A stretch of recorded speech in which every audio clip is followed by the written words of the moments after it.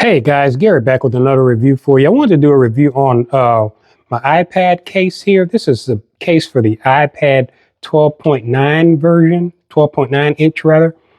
Uh, this is one of my best iPad cases. It's really sturdy. Okay, I want to show you this. This part here comes out. I'm not going to take it out.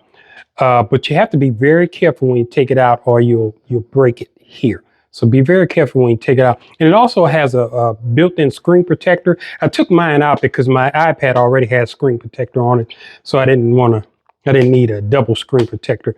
It's really sturdy inside of here. It protects your iPad really good. I like the outside part a lot because it's rubberized. You know, you drop your iPad, it's going to be protected. Here are your buttons here. This little lever here is if you want to carry your iPad. I really like that.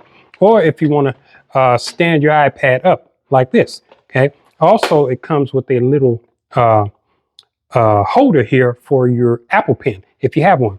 But anyway, guys, that's the review for today. You guys make it a great day.